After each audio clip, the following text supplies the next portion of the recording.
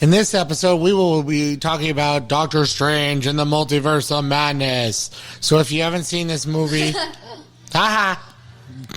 Shh. I'm trying to do a promo. And this is or a warning or an intro. A spoiler alert. Spoilers. Yeah. Hey. Yeah. That's what I say. Well. My. Well.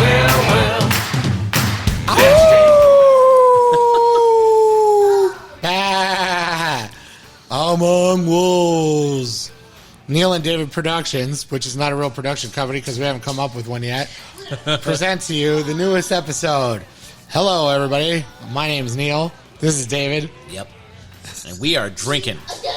We are drinking whiskeys and talking Doctor Strange and happiness and philosophy, and Aristotle probably will come up in here, and Disney, because I felt like there was a lot of Disneyfication in the Multiverse of Madness. Oh, cool. I got some Disney stuff to talk about before that. Good. Let's do it. All Wait, right. what's this? Oh, we are. That's my son, Isaac. Shh. We are drinking the Busker, Busker, Busker Irish whiskey. So this Irish whiskey, I intended on buying some.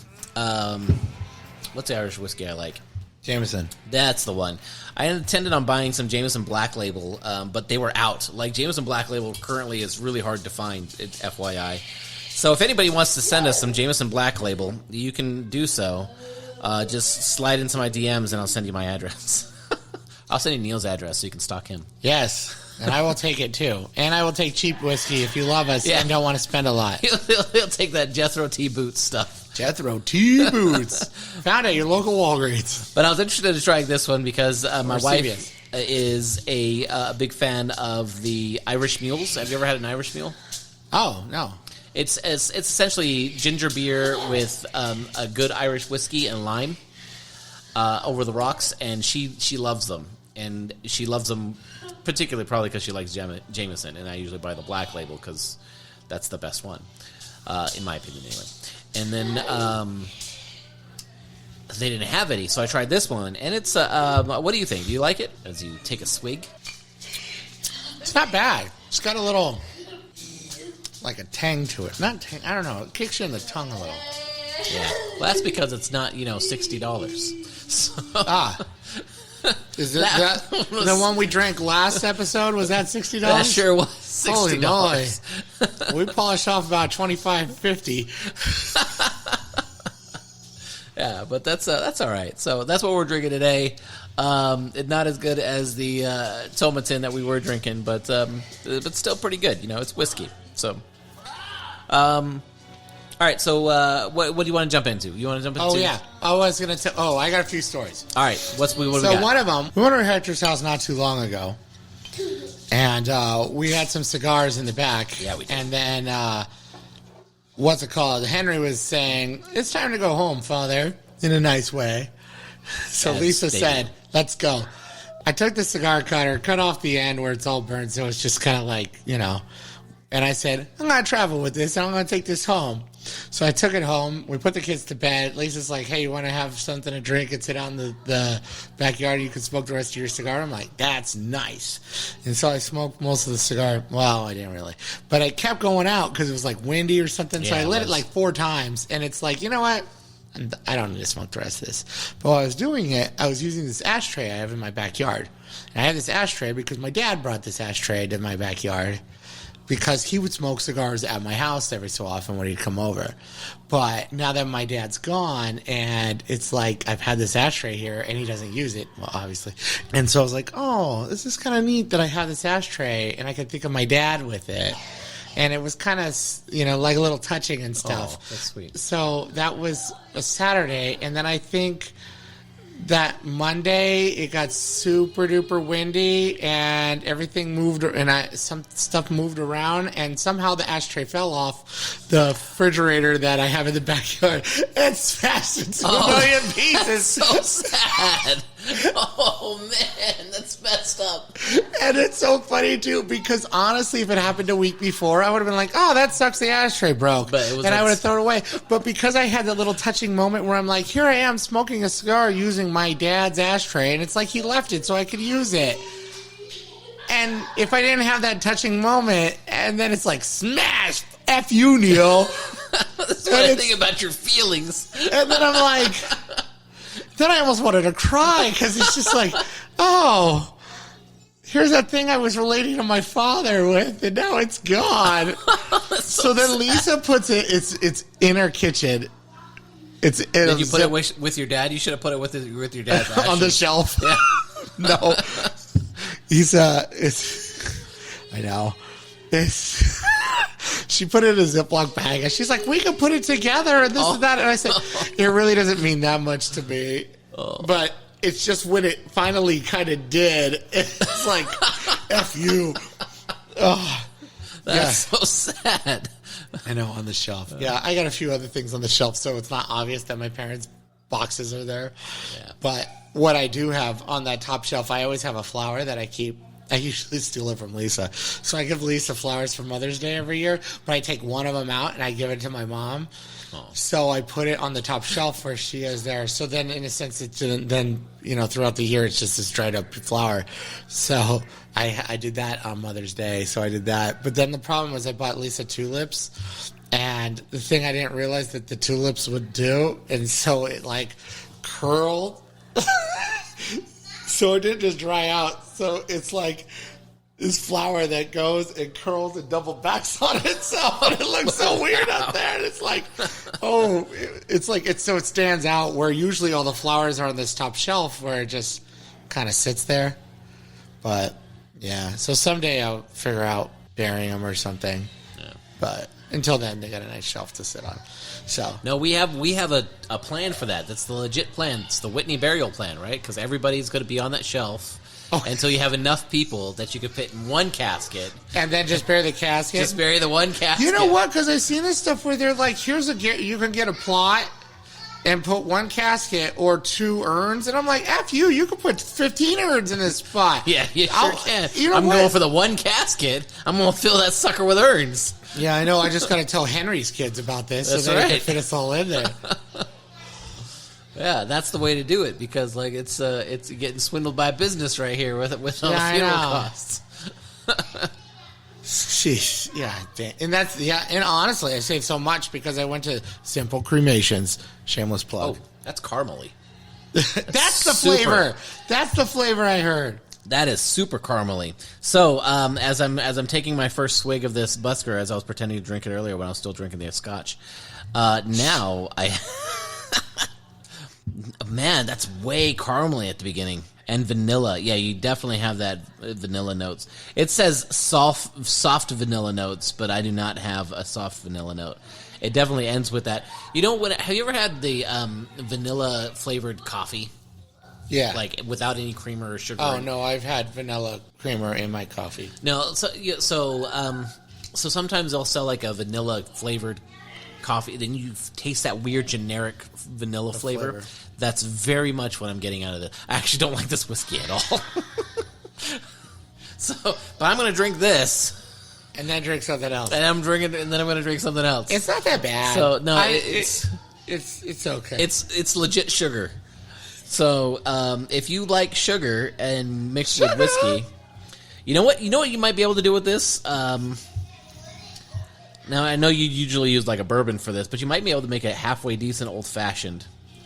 With the bitters and stuff? Yes. Well, maybe. That might be okay. I might actually do that here in a minute, but... but I would not add a sugar cube if you wanted, hell no. No, if you wanted to do that with this one, do not add a sugar cube. Just do some bitters and a twist of orange on it, and I think that might work with, especially with the twist. I think the orange will work with this flavor. Right. I think I might. Let's go make one of these. I know I might actually. So in order to finish this thing, but yeah. Anyway, sorry. Where were we? Oh, I was just saying that I didn't pay for funeral homes. I just went to the cremation place. You're like emptying out your heart on this thing. I'm like, this whiskey is terrible.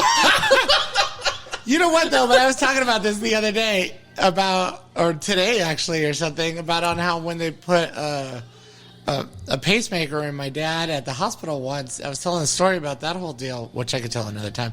But I realized that when I did get his body cremated, they charged me extra to get the pacemaker out so it doesn't explode or something when they burn it.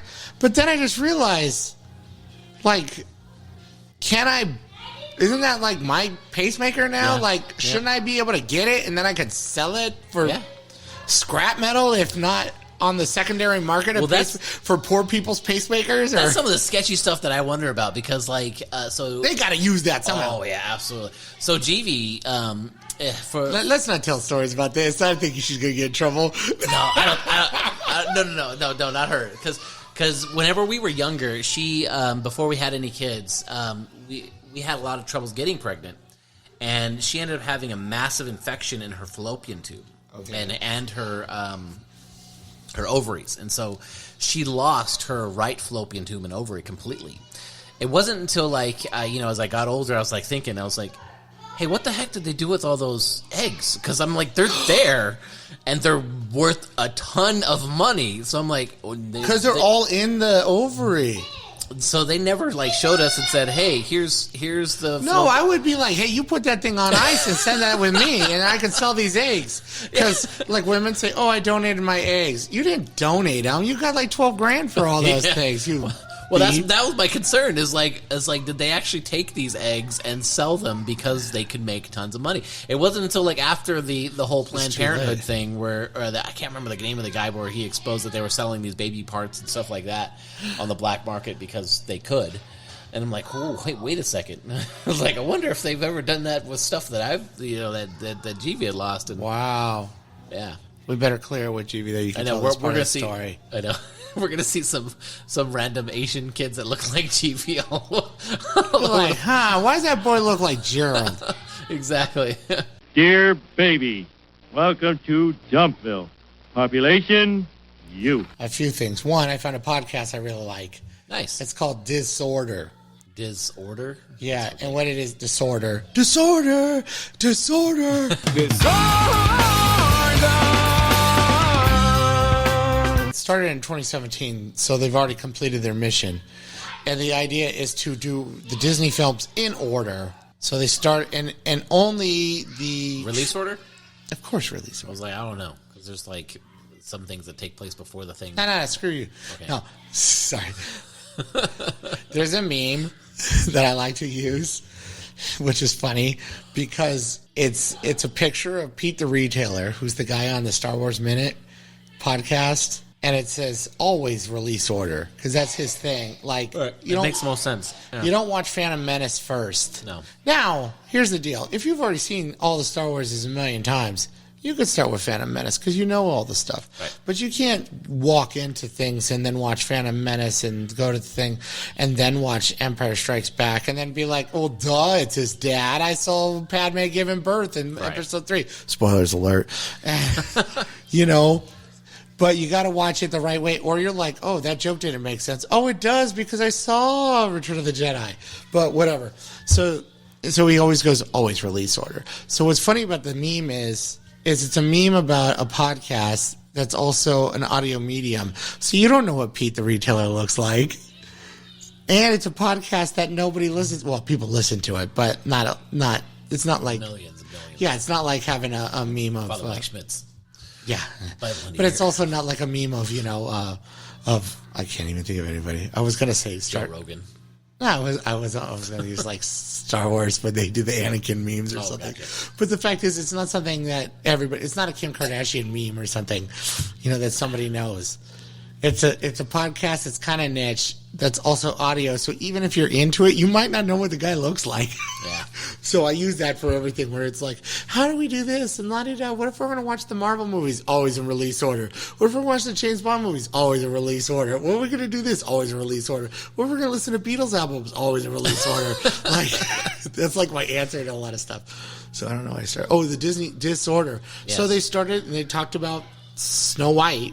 And then they talked about Pinocchio, and then they went on in there. And I guess, and I'm, I just found it not too long ago, but they went all the way to Raya the Last Dragon.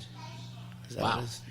And then they started filling in things like Goofy Movie and like I think they did Apple Dumpling. No, I don't think they did Apple Dumpling Game, but they might have done like Blackbeard's Ghost or other weird Disney films, and they even did The Rocketeer and stuff like that. So they're just kind of filling in stuff. So I think they'll probably do Encanto or something now because they never hit that one yet. But it's only originally it was only Disney full-length animated pictures from the Disney Studios until they finished, and then they started putting in like Goofy Movie and stuff. So you wouldn't use like DuckTales Treasure of the Lost Lamp or whatever. I loved that one. I saw that in the theater too. Did you really? I thought that was fantastic. I don't remember where I saw it, but I remember loving it. I remember that I brushed my teeth before we went to the movies, and Grandma bought me a lemonade, and I'm like, this is terrible. Oh, yeah. I was like, what's wrong with this lemonade? Before I realized that you can't brush your teeth before you're drinking like lemonade or orange juice or something because it's awful. Yeah, it's if terrible. you ever do. So that's a cool podcast. What I just finished Cinderella.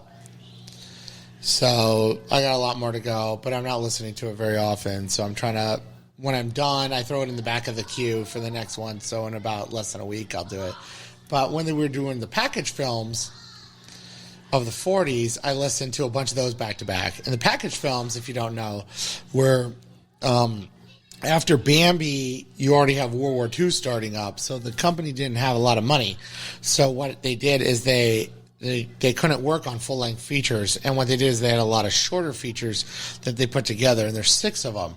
And I like to pair them off because there's 2 that are of south of the border influenced, Saludos Amigos and Three Caballeros. Oh, yeah. Which were kind of made to, I heard part of it of doing Saludos Amigos was, in a sense, almost propaganda of saying, hey, South American countries, see how awesome the United States is? Let's fight those Nazis together. Or why don't you stay on our side? Yeah. Argentina, not so much. No, after the fact. Just kidding. Nah. But, so they did, and that's where they introduced, Jose Carioca and stuff. And then they said, let's do another one. And they did Three Caballeros. And then you very have much like a tour around South America. It was like yeah, how which cool. then they moved to Mexico too, Right. so they moved up, and then you have Panchito Pistolas, who doesn't have pistols anymore because guns are bad and smoking's bad, so Jose doesn't have a cigar anymore. No. Which I heard Jose is like hella popular in Brazil. Oh, really? Yeah, like they used to take old Mickey Mouse comics and then they redid it with Jose in them. That's all. funny. Something like that. So I don't know if it's a Portuguese thing or just in Brazil, but Jose shortened is Zay. Oh, really? So apparently, like people in Brazil will go like, you know who I like? Zay Carioca instead of Jose Carioca and stuff. So you got those two, Like and then Zeus. Not Jesus. Okay, Jesus, I'm sorry you got involved. Why you keep all calling right? me Jesus? I look Puerto Rican to you. Guy back there called you Jesus. He didn't say Jesus. He said, hey, Zeus. My name is Zeus.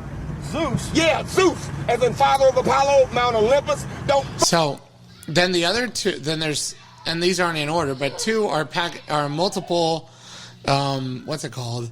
Are multiple musical features of Make My Music and Melody Time. And the other 2 are double features of Fun and Fancy Free, which is the story of Bongo the Bear and Mickey and the Beanstalk, which is awesome. Yes, it is. And then this, which also has a framing device kind of with Jiminy Cricket and Edgar Berman, who was a ventriloquist with Charlie McCarthy and Mortimer Snerd. And yes, so that was very timely at the time. And then the other one is the best of all the package films, and one of my favorites is Ichabod and Mr. Toad. Oh boy, I love this. So one thing, and this is one thing I was going to talk about that we can also talk about a little later when we get to Doctor Strange, but if you ever see Fantasia, which is kind of like a package film if you think about it, because they're all different musical, what would you call it? Like, suites or no, it's just songs. I don't know, but I really liked it when they did that. How they had the classical music with the art to try to draw kids into the liking classical, because you do have to learn to like classical music. And yeah, kind of how when you're little. Yeah, and I thought that was kind of a cool way to do it. Yeah, overtures maybe. No, 1812. Yeah, something like that. I don't know. Overture works. Or what's the symphonies? Yeah. Yeah. You know, but so what I did is, and this is a tip for any of you who have kids, I guess, and you want to introduce them to things, is don't watch all of Fantasia, because it's like 2 hours long. It has an intermission, I did not realize. And I sat my kids through it. but it's just like, oh, well, so you already did it. Yeah. So I'm like, I would just say, just piecemeal it. Yeah, I didn't think about that. I didn't either, but because we were doing dinosaur stuff, I said, hey, you want to see some dinosaurs?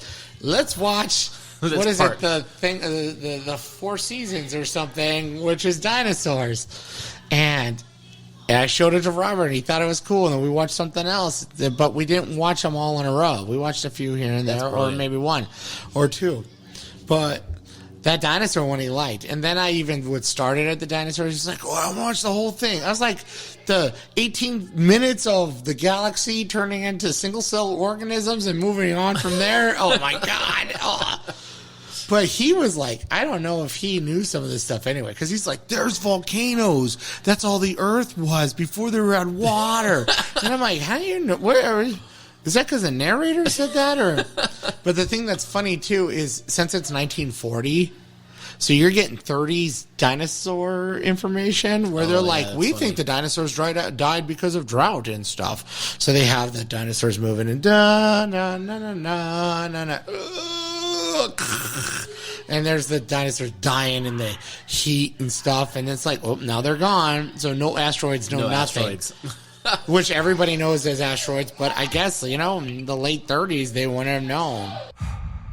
The nightmare begins. So, we saw Doctor Strange. Yes. What'd you think?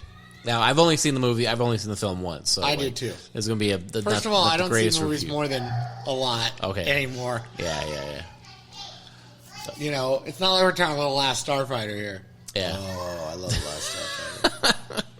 Dun dun dun dun dun dun dun dun dun dun dun dun.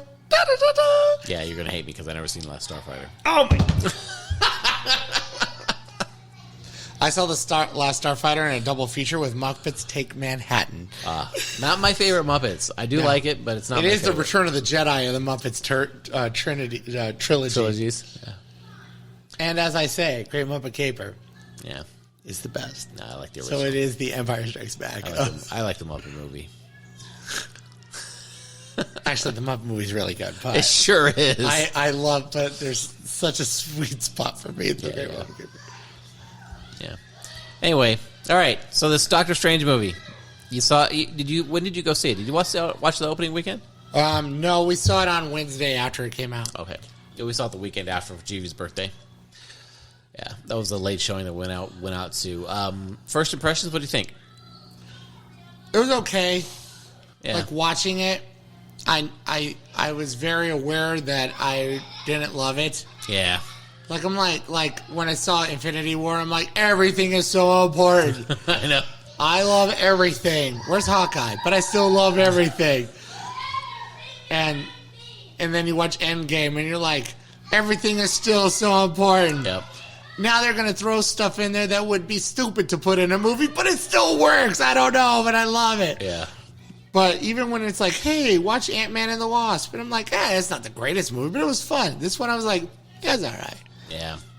Yeah, I wasn't impressed either, just initially going through it. It didn't feel very Marvel, and it didn't feel very high stakes.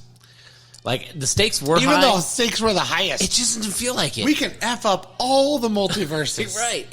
But you didn't have any, like, I guess, emotional attachments to them screwing anything up. I don't know why. I just didn't, like, the girl that they had, I can't even remember, America. That's America her name, right. Chavez, who is Miss America in the comics. Well, there you go. Because they have, like, the Young Avengers, which is like the Teen Titans version. Because one thing Marvel... Here I am going, welcome to Neil's Comic Corner.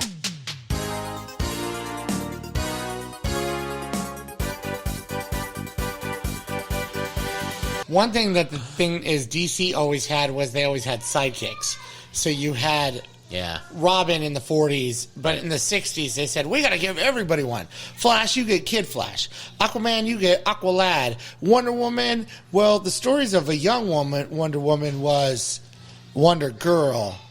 But then Bob Haney didn't realize that was Diana, so he put her in the Teen Titans and didn't realize that that's not how it works. So we had to figure out a story. So then you have Wonder Girl, and it's like, okay, and then Green Arrow, U.S. Speedy. Actually, he's from the 40s too, so that kind of worked because Green Arrow was a total ripoff of Batman, where it's like, hey, Batman's kind of like Zorro. What if we did that with Robin Hood? Awesome. And then that's what they did. And then later they had all those, and then those guys kind of grew up and became a team. But it was all like, here are the younger versions of the other heroes. And that stuff started in the 60s and continued through the 70s. And then it got a revamp in the 80s. And then in the late 90s, they're like, okay, now all those Teen Titans are teenagers. And we're going to put new younger kids. The Tim Drake Robin, the Cassie Sandmark Wonder Girl, the...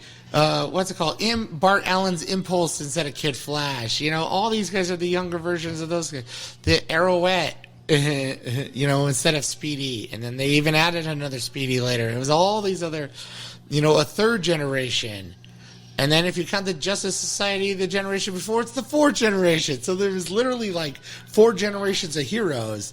You got your Elder Statesmen, your perpetual 30s characters, your now former teens that are now 20s, and now your new teens, And that's how DC was. And Marvel didn't do that. And then they're like, hey, we need Teen Titans too, so we're going to do Hulkling. Yeah, people will love this fake Hulk and stuff. And I guess Miss America was one of them, who was America Chavez. Nice. I didn't, they didn't do much with her. They didn't. It was disappointing. The only backstory that you got was that weird flashback. And... it just wasn't enough to attach the audience, I think. And so I didn't get attached. And I didn't understand why Dr. Fate was... Or Dr. Fate. Sorry, I'm DCing. Doctor Strange was so attached. And, it was just... I think that's one thing that they've broken in film for Marvel, is that you don't have to do background character development for Doctor Strange or for Wanda because it's already there. Yeah, we've already series seen and films around all this stuff.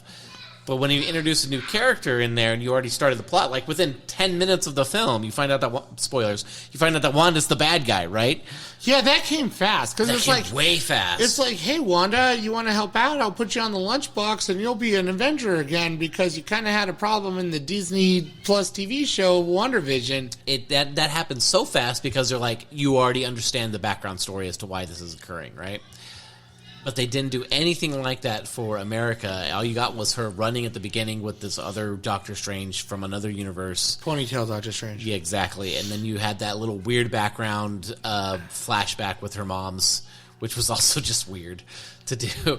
But then that was it for her character. There was nothing else to be like, this is an awesome character. There was no great lines of dialogue. There was no this is what I feel about this scenario. No, there was nothing like that for her character. It was just, her character was very two-dimensional. She was the MacGuffin. Yeah, explain that to people. A MacGuffin is, I don't know who came up with this, but I know Alfred Hitchcock, if he didn't come up with it, what made it popular. It's, the plot needs to drive around something. Right. So that's the MacGuffin. And like a lot of James Bond movies will have it. It's like, we need to find the Lecter, which is a decoding device that the Soviets will use. Oh, okay. Well, let's go find it. And the whole thing revolves around something that's really not that important. Right.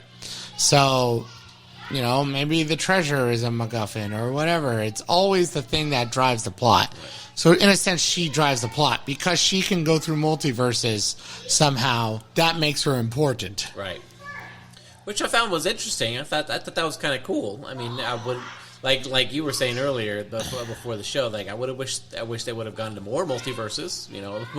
More universes. That'd been cool. Because it's in a sense, it's like, hey, we went to the. Well, first it's like, hey, I guess we're gonna do monsters and stuff Yeah. because Sam Raimi's directing it. So now there's like monsters, and then there's another monster. There's a monster with ponytail Doctor Strange in the Right. weird world between worlds, and then later when she gets into our world, there's a big eyeball monster, Right. And then there's demons from the dead in the end of the movie, and zombie Doctor Strange, and all this stuff that's like, oh, they want Yes. to go. And there's the part where Wanda comes out of the mirror where it's like, hey, that's the ring, and Yeah, that was kind of cool. I like that it's part. kind of cool. It was like the J horror, or whatever they call it, or whatever.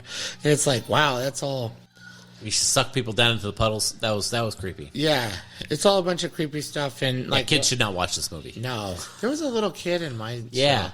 I was like, I'm like, this girl's like 9. It's Yeah. like, I don't know. I don't know. It's like when I saw that little kid watching The Dark Knight. And I'm like, this movie is like barely PG-13. Right. Like, I don't know if I would have done that. It's time to have something between PG-13 and R. Yeah, I know, huh? Because that's why they invented PG-13 was to be Exactly. between PG, PG and and R. R. Now it's like, I need PG-16. Exactly. But yeah, it was a lot of that, and which I wasn't as into. And then I did expect more Bill and Ted-esque go to different times and stuff, because there's a scene where they have a multitude of different Marvel characters in it, and I thought that they were going to be in different universe. The Illuminati. And if anybody knows the Illuminati in Marvel, there's a group of the world's smartest people or something that kind of try to make the decisions for all the Marvel universe. So the Illuminati. Yeah, which is kind of based on the loose end of the real Illuminati that we do have here that control everything, like big business and politics and everything. I thought they were going to go, hey, we're going to go to a X-Men universe, and we're going to have a Fantastic Four universe, and hey, we're going to go to the zombie universe, the Marvel Zombies, which is its own universe, or we're going to go to the Ultimates universe where everything's just like us but younger, or they're going to do this, or they're going to go to like 10 other or whatever, Right. and then they're going to have that montage scene where they go and pick up Beethoven and Socrates and Genghis Khan and... It's so great. And Joan of Arc, Socrates was earlier, but whatever. Yeah. But the point is, there's the point where they have different adventures, and then they go and in 5 minutes go to 10 places. Right. So Bill and Ted had more universe travel. Yes. I thought Into the Spider-Verse had more multi-universe-ishness. Yeah, so now after Into the Spider-Verse, nothing's good enough for Yeah. And then, I wish they did something like that with Batman or something. And it will always seem like it's a ripoff of Into the Spider-Verse. even Loki did a better job of going it. And that was like timelines, right? Yeah, exactly. But so that was, I think, one of the big disappointments of the film was there weren't that many universes that they went into. There was a couple. There was one scene where they go through 7. Right, but that didn't count because they didn't spend any time in there. All it was just It's like just really cool graphic effect. That felt like Phineas and Ferb to me. Do you ever watch Into the Second Dimension? No, I didn't see that one. It's a Phineas and Ferb movie, right? It's the first. It's the first Phineas and Ferb movie, and in that they have this great song that goes through about as they're trying to get back to their universe, because it's really just about their dimension and this second dimension, because that's the name of the film, right? And so they go into that second dimension, and they realize that the Doofenshmirtz is taken over there, blah, blah, blah, but they want to get back home, but they don't have enough power to go backwards in universes, so the only way to get home is to go clockwise in universes back to their... So they have to go to the 3rd dimension? They have to go to a bunch of other dimensions. They do this whole little musical montage, getting them through the dimensions to get back to the home. All right, follow me. We're going around clockwise.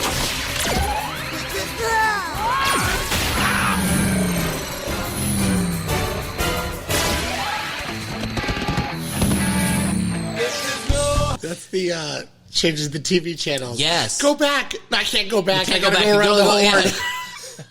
yeah. That great worked ham. for Phineas and Ferb, and this felt like when they were flying through the universes, I'm like, this is Phineas and Ferb right now, but not as good. I know. It's like and it's funny too because like Into the Spider-Verse was so good because it's like great. here's the Spider-Man, and I'm like this would be so much better, and even Spider-Man. No offense to that movie, which is awesome. It's like I remember reading a Man of Steel issue from when they did Zero Hour, and it's a Superman story, which has all the different Batman show up. Nice. From different story Universes. arcs. So it's like you got old school Golden Age Batman, and you have the Frank Miller Batman from Dark Knight Returns, and then you have like Silver Age Batman, and you got this Batman and that Batman and this Batman. And it's like, holy crap, there's all these Batmans. And the cover's awesome because it's all these different Batman. And it's like, you could easily do that because you could do like the Filmation Batman and the TV and the cartoon and the movie, like 5 movie Batmans and stuff. Even emo Batman. But yeah, and you could do that with Spider-Man too, because Spider-Man but they didn't do it well with Doctor Strange. No. I thought they were going to do more universes. And then the thing too with Christine, because it's like, oh, that's her name, right? Who's Christine? Who's Rachel? Oh McAdams? yeah, Rachel McAdams, Christine. And it's like, oh, you're getting married. I love you. You were everything. Ah. Yeah. And it's like, that didn't seem, she just seemed like the girl who's kind of sort of in it, and it's like, hey, I'm Doctor Strange. Especially since the amount of time they had, like the only tie that they had to that was the watch. And the amount of time and the amount of, I guess, the weight of that time that had passed since the first Doctor Strange. Thankfully, Jeep and I watched the first Doctor Strange. Oh, good, because I was like, what's that watch? I don't even remember that. Yeah, you have to, if you want to watch Doctor Strange into the Multiverse of Madness, you have to watch the first Doctor Strange. And you have to watch WandaVision. You have to, obviously. And then the problem with WandaVision is that it erases everything, because Wanda's supposed to be fixed. Yeah, at the end of WandaVision, and then she goes back. Oh, you know what though? I think she's possessed by the book. Yeah, that's what they were trying to lead into. But I was looking for it, and what I expected was, and maybe this is part of my downfall, was that I expected that she would become the villain in the movie, not just be the villain from the very beginning of the movie. But I guess they tried to like lead. It's like how Anakin became evil way too fast. Yeah, that's what it felt like. Yeah, very much like all of a sudden we're killing children now. You know? Too soon. But that was the film for me. But the fact is, it's like, hey, I want my robot husband who died so bad that I'm gonna take over this small New Jersey town and turn it into the 50s, and then later move it to other sitcoms and trap all these people and be so terrible. And now I realize, I shouldn't have done that. But now I got this dark book that I stole from, Agatha Darkness or whatever, Harkness. Yeah. And now it's going to take over just so I can kind of do the same thing again. Exactly. Where it's like it's a repeat of stuff. And I don't know if this is some weird COVID thing where it's like, hey, these movies were supposed to take place different times. Or well, that's one thing that I did heard that they started, that the writing for Multiverse of Madness happened before WandaVision was completed. Yeah, but I thought it was supposed to take place. Like, I thought the movie was supposed to come out the day after. Like the movie would come out, the WandaVision would air on a Friday, and then Multiverse would come out the next Friday. And but then, even if they did that, and then Spider-Man. Oh yeah, with the multiverse would come out after that. So it'd be like, I know about multiverses because I had this adventure. Right. And then they had to rewrite stuff, so those could have been reshoots with him and Wong. And yeah, that's true. But I don't know. But it just felt like, hey, we're going to redo the same stuff again. Yeah, it was very much. And that was like, I complained about this before, was whenever you redo the character development exactly the same, because they did that for Doctor Strange in this movie. Like, because we watched the original Doctor Strange, where it was all about Doctor Strange realizing that he can't be the guy who's in control of all the things, and he's got to take a leap of faith. And then this movie was exactly the same thing. Like, you can't be in control of all the things. You got to take a leap of faith. You can't be the guy with the knife all the time. Yeah, you can't be the guy with the scalpel. That's why it never works. Or you always had to be in control. Right. Yeah, that was very much a theme in this movie that I didn't care for, because I'm like, you've already done the character development in this particular way for this particular character and for this villain, and so it's just not working for me. And they almost made Wanda like irredeemable. They sure did. And then she now if you're gonna at the end. yeah, but is she dead? Because the big blast could have been her going away. But the fact is, let's say that the Dark Tome book or whatever is gone, and now she's not corrupted by it. Now she's cool Wanda again. Is that easy to just be like, hey, you kind of killed all my... Yeah, let's put you back on the lunchbox. Yeah, you already killed half my wizard warriors and stuff in the Panda Babbitt fake land, you know. And then just did all this other terrible stuff and tried to ruin a multiverse and killed all the guys in 838 and now you're cool now because that, but it only makes sense that she's totally... Uh-oh, we're going to get in trouble. And now a word from our sponsors. All right, we still don't have like official sponsors, but at the same time, we're trying to make a little bit of money on the podcast, so we're doing Amazon affiliate links. So if you check out the description, you'll see some of the equipment that we use if you're interested in starting your own podcast. But also, I tagged in things that you might want to buy, like an Amazon gift card. So anytime you buy an Amazon gift card, click on our link, and it helps our podcast out a little bit. Thank you guys for listening. You guys are awesome. God bless, and we'll talk to you later. All right, so what about what things that you liked? And then we'll end with this piece. Oh, we're not going to get into Are You Happy? We're going to get to that, yeah, because that's the thing that I liked. Okay, well, I don't know. It was okay. I don't know if there's something that screamed that I liked it. I like Wong. He's cool. Yeah. I actually thought he was going to die. They really hit hard on the trailers, like, we're going to kill Wong. And yeah, but I didn't see any of the trailers. Oh, I saw 2 trailers. I try to avoid trailers now. Yeah, I know, because they try to spoil it, but they try to trick you on stuff. They're like, they lean really hard. They're going to have Wong die, and then you don't see him die. Or it's like when Star Wars came out, Force Awakens came out, and they're like, Captain Phasma is going to be so badass. And then you watch it, and you're like, she was okay, I guess. She was in it. Yeah, she was. And then, because after I saw Force Awakens, and my cousin Jason's like, what the hell? Captain Phasma is supposed to be badass. I was like, I didn't know there was a Captain Phasma. I know, it was very, yeah. Because I'm like trying not to be like, oh, I got to know everything about movies before I see it. Because now it's like, it's not fun. Like, what's it called? When X-Men Apocalypse came out, and then they showed the part where Wolverine shows up in the trailer, and I'm like, why do that? Yeah. If I watched the movie, I would have been like, oh my god, they put him in it. But now it's like, oh, I know he's going to be in it. Big deal. Whatever. But I don't know. Another thing that I was thinking of is being in control. Yes. Being in control of life. So sometimes there's times that we get too in control of stuff and we want to, and we can't let go and let God. You know? Like there's the old story about the guy on the roof. Oh, yeah. And there's the flood, and then he's like, Lord, please save me. And then the guy in the rowboat's like, hey, dude, jump in. He's like, nah, the Lord's going to save me. All right, okay. The helicopter comes by. Hey, come on, dude, get in. He's like, nah, the Lord's going to save me. And then he's like, Lord, why haven't you saved me? He's like, I sent a rowboat and a helicopter. What else do you want? I know, right? And that's one of those things. And my father used to. Daddy. I love you too, Robert. And my father used to joke about, like, my mom is being one of those people who can just let go and let the Lord, take over life in the spirit and all that kind of stuff. Right. Like when there's the guy hanging over I'm doing all the cliche stories, hanging off the cliff, and then he's like, somebody help me. Hey, it's the Lord. Oh, thank you, God. Help me. Can you help me? Yeah, but you need to let go. Is there anybody else up there?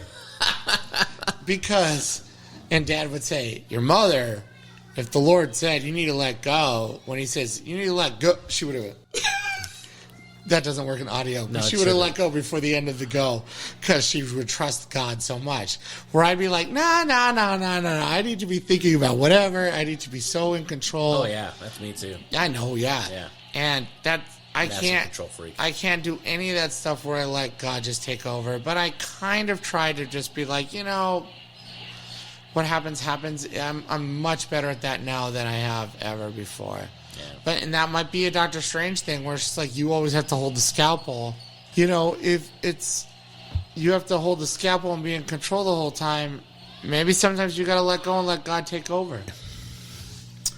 But sometimes it's just like, I don't know. I just remember when early 20s, and I'm like, well, I have a plan. I'm going to get married to Claire, and we're going to be 25 by the time we get married, and this is how this is going to go. And then we broke up, and then everything fell apart, and I never got my promotion at Trader Joe's and all this other stuff. And it's like, wow, this isn't the way I planned it.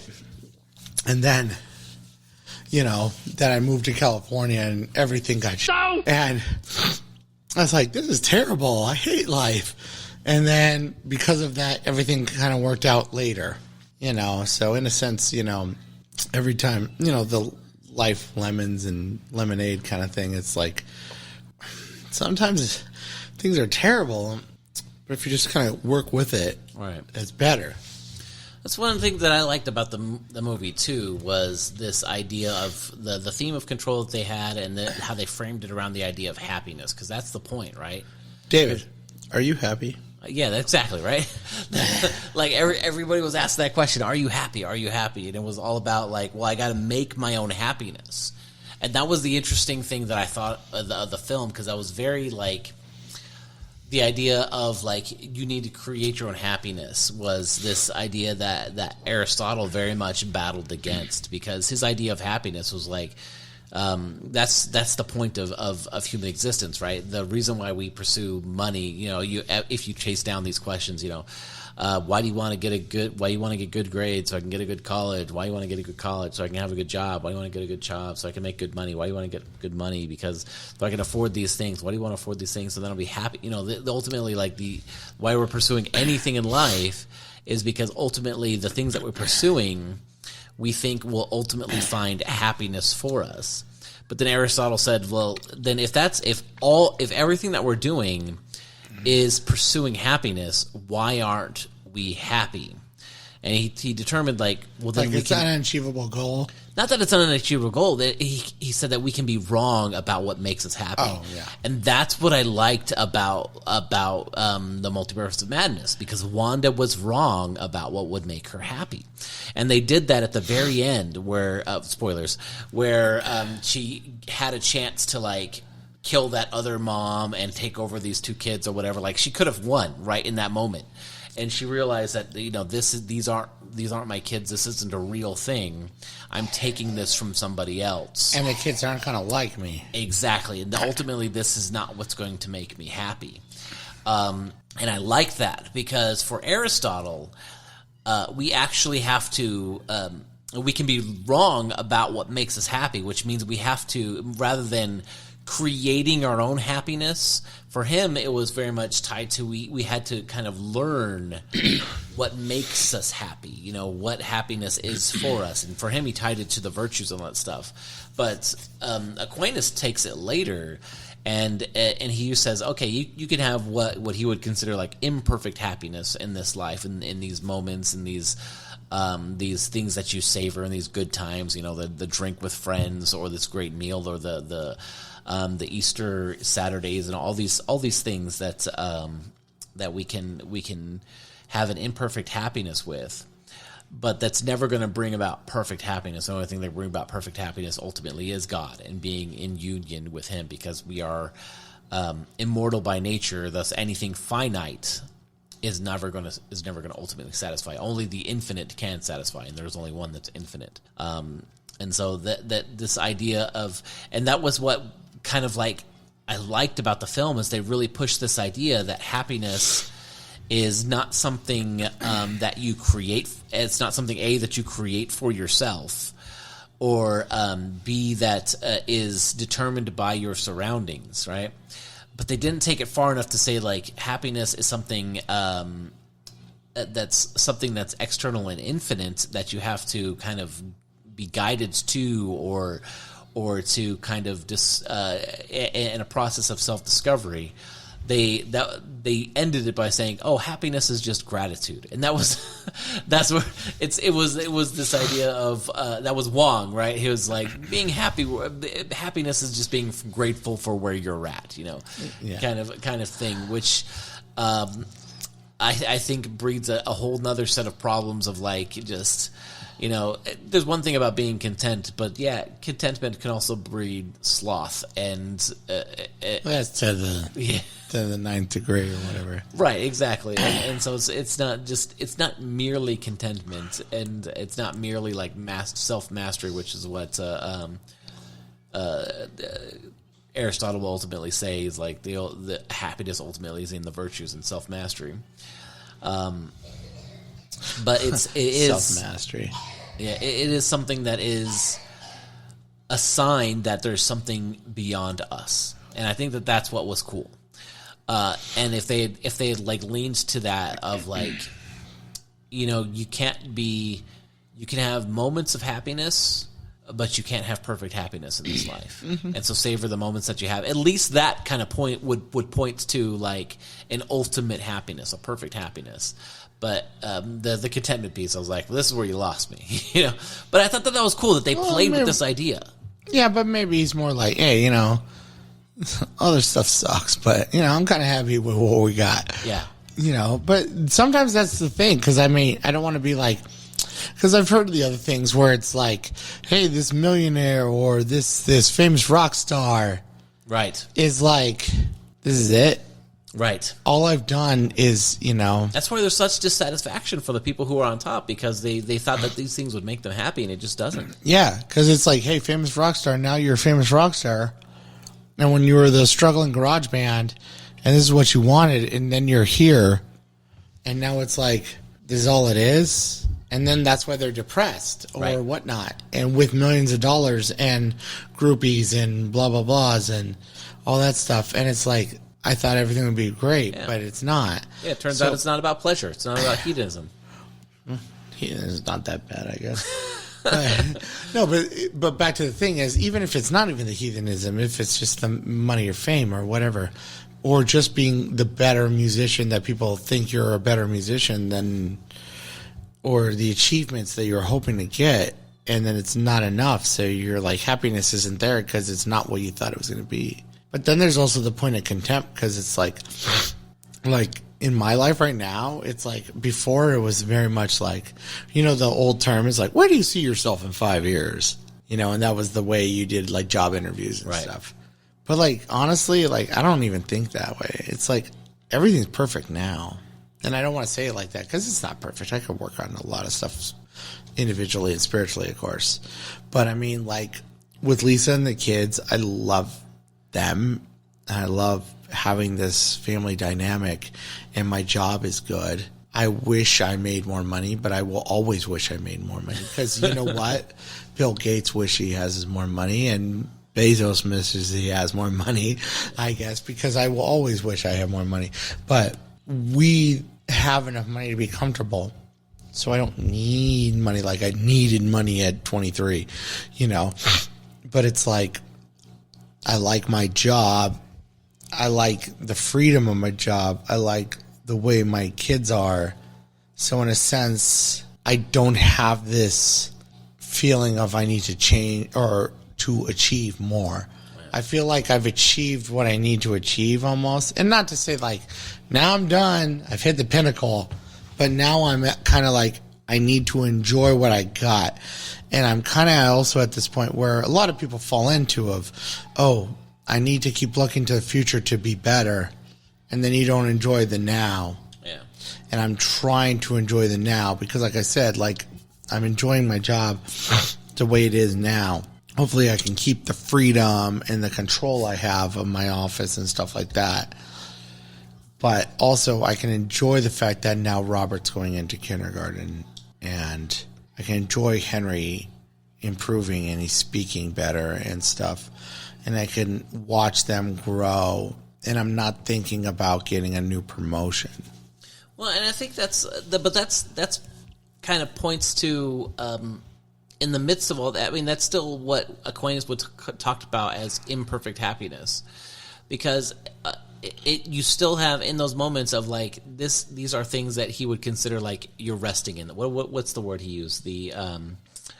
the Latin word for joy. I can't gaudete or whatever it happens to be, right? Gaudete. Yeah, gaudium or whatever the actual the word is there. But that's the word that he chooses to use for those kinds of things. You know, it's this joy that like I want to sit in this moment. I want to savor this. Is kind of the idea behind that. But even in that, he recognizes what you would maybe call a holy discontent. Like, it doesn't meet everything. You know, it's wonderful and it's good, and which is why I want to rest in this.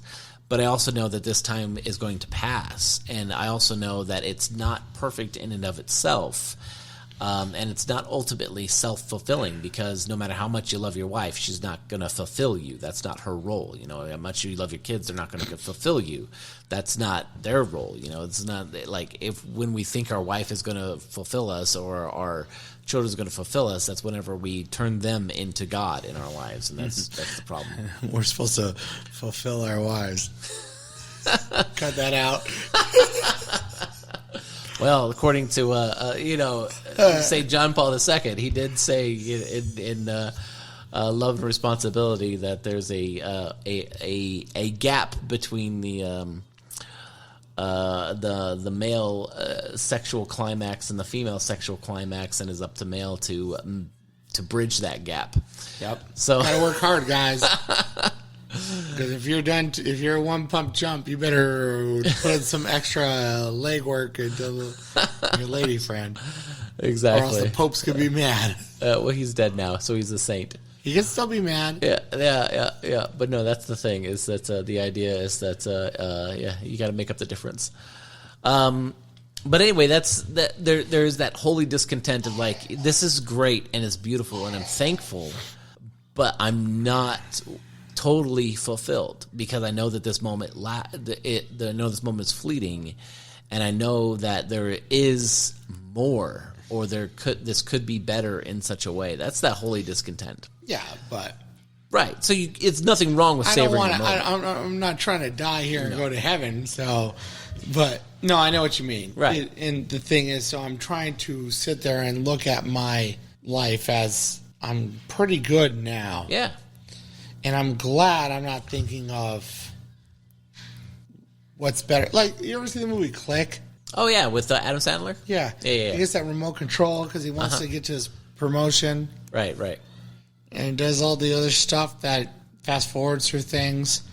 And then he finds out that, like, he's like, oh, I missed all the Dragon Tales era of your kids because now you've grown up too much. And then he's like, I need that promotion. And then he doesn't get the promotion for like 5-6 years, and now his kids are teenagers, and he's like, what the hell? I just missed everything because I've been thinking of this. And now he's shooting even farther in the future, and his kids are adults and getting married, and he's like missed all that stuff, and his dad's dead, and he's like, now what do I got? Because I've been thinking too much of the future.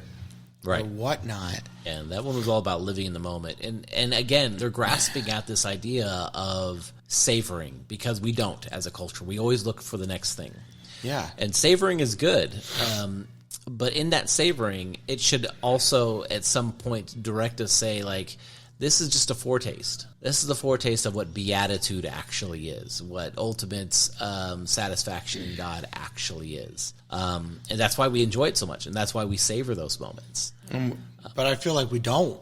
Yeah, a lot of people don't. A lot of people look for the next thing. I know I don't. I'm terrible at savoring. I'm always on the clock and ready to go to the next thing, and so savoring is something that I definitely need to work on. And I feel like I'm savoring so much more than I thought I would. Yeah. And then there's other points where I'm just like, I just sat around with the kids doing whatever, and I didn't even sort through those old clothes that I want to get through. Yeah. Like, I feel like I have zero time to do stuff, but then I'm like, I did nothing today. Right. But I spent the whole time with the boys.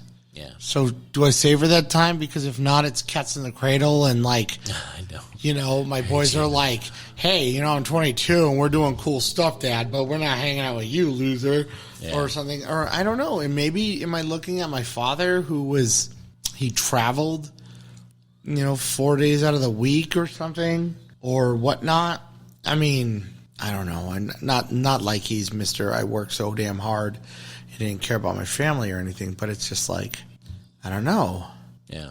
You kind of look at things like things are a little different now, and you do things because even just like, I don't know, when I became a parent, and now the problem too is like my kids are so little and I'm so old, where it's like when I was a kid, because it's like Lisa's computers didn't exist. Well, not yes, they did, but they were the size of a room and they used reel-to-reel.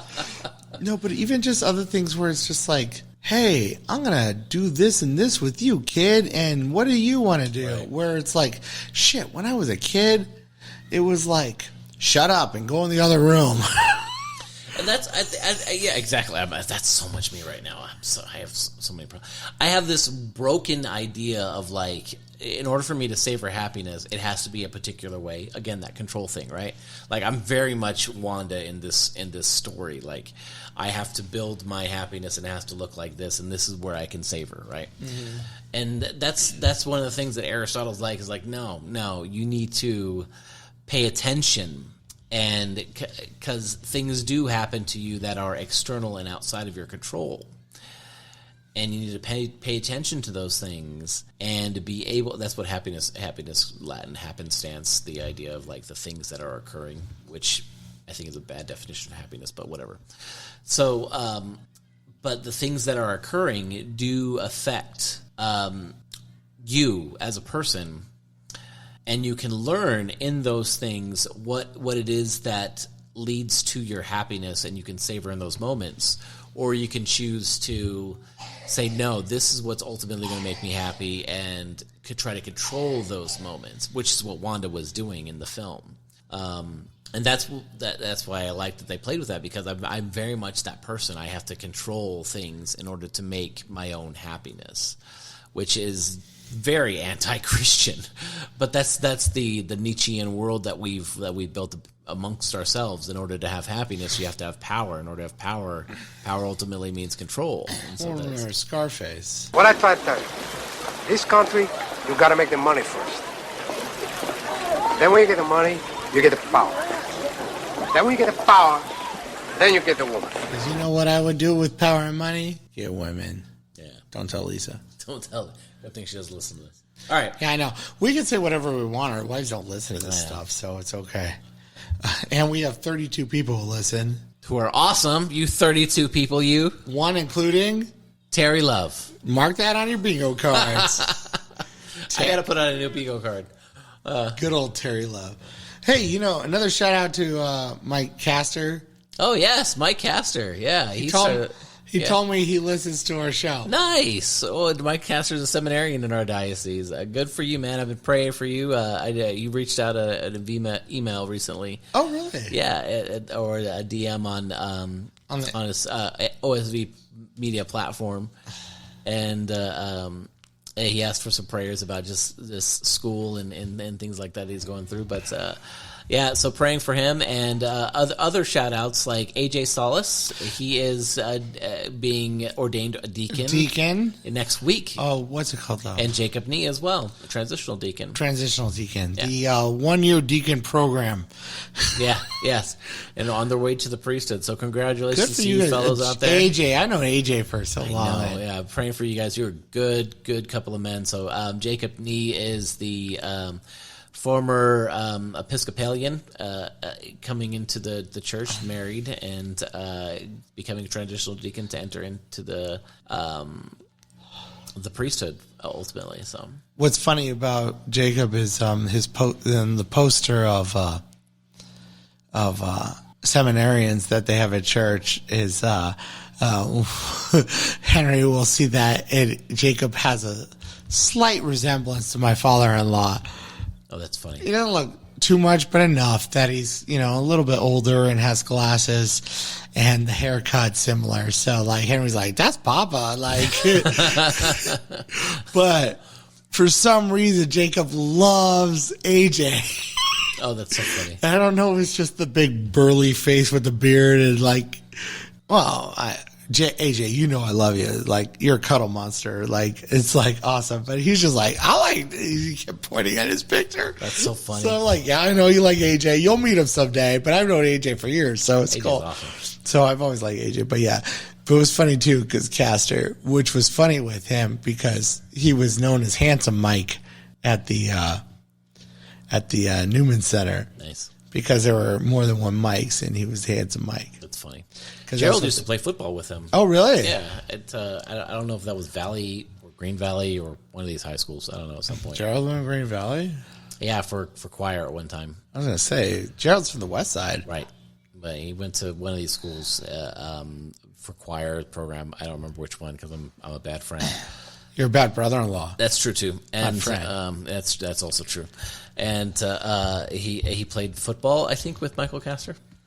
Cool. Oh my! Well, yeah. So there was a Facebook post, and I was like, "Whoa, that's what they used to call you, Handsome Mike."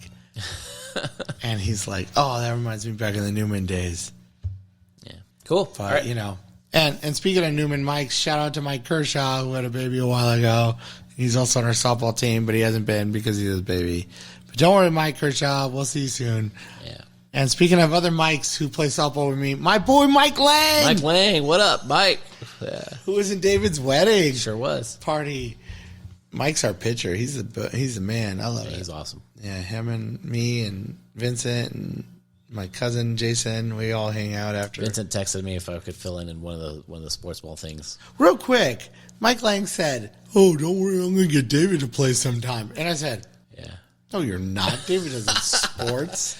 I can play, but do you know how to play? I do know how to play. Do you really? Yeah. Okay, because honestly, like I've seen guys who come out and they don't know. Like my boy Juan Pablo, who I love, he came out. He was okay. Yeah. But I'm like, I love you, Juan Pablo. But it's not. We're not bringing a ringer when we put him in. Damn, now he's gonna listen to this and say, "Screw you, Neil." I'm not good by any means, but I can play. Okay. I can hit the ball. I can catch the ball. I can throw the ball. That's really okay. Because like literally, I don't even know if you know the difference between a football and a baseball. Oh yeah, because you don't sports much. No, I don't sports much at all. So like when Lang's like, "Oh, I'm gonna get David to come." Yeah. So I'm like, "No, you're not." And then Vince is like, "Yeah, Mike said something about David playing." I'm like, "No, he's not." Like, what are you? Yeah. If you guys want to talk to us, hit us up on the Instas, hit us up on Facebook, DM David, or find a way to contact me. Send us better scotch. Send us better scotch, or send us cheap scotch. I'll take it. But Jethro T. Boo. No, Jethro T. Boo's just trash. It's better than you thought too. And when I bought that thing for like $7, you're like, that's not that bad. That's not bad. Yeah. It's. I mean, it was better than this thing that we're drinking today, but that's only because it was too sweet. Yeah, it's too sweet. But hit us up, do the thing, talk to us. Terry Love, reach out, whatever. But we love putting this out. We're sorry it's been so long. We gave up podcasting for Lent. There you go. Yeah. Subscribe, like, hit that bell on YouTube. We don't have a YouTube. Good, because we're not that pretty. No, actually, we are kind of pretty. You got those dimples that all the old Filipino ladies love. Yeah, old women and young women both like me. None of the women in my age, which is none of the ones in the right age crowd. Yeah, I love that too. Because I'm at that age where Lisa's like, yeah, sure, go for that 19-year-old. See where you're gonna get. Where I was like, oh, damn, that's what the old guys at work say their wives say to them. Yep. There you go. Well, Lisa used to be like, you better not look at that girl. Now she's like, go ahead, look. What is she going to do with you? You're old, fat, stupid. And I'm like, thanks, Lisa.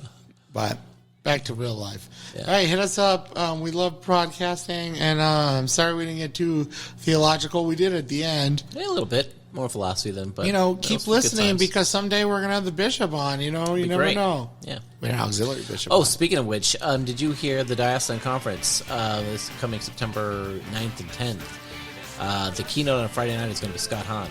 Oh, really? Yeah, so I'm going to try to get us a table there again, see if we can't snag an interview. Just to let you know, that was awesome. That was awesome. I will podcast at the Diocesan Conference any day. Absolutely. And I will also podcast at other people's diocesan conference. So if you'd like to bring us to your diocesan conference, please send $5,000 Or $20. or just promise good alcohol. Yeah, so I'll get you. My son needs a drink, so you are that's getting it. whiskey, and that's it. All right. Well, somebody call Child Protective Services. Hey, what? I mean, chocolate. Look. You want Oh, chocolate milk. Hey, Now we got say you. goodbye to everybody. Bye. All right, bye everybody.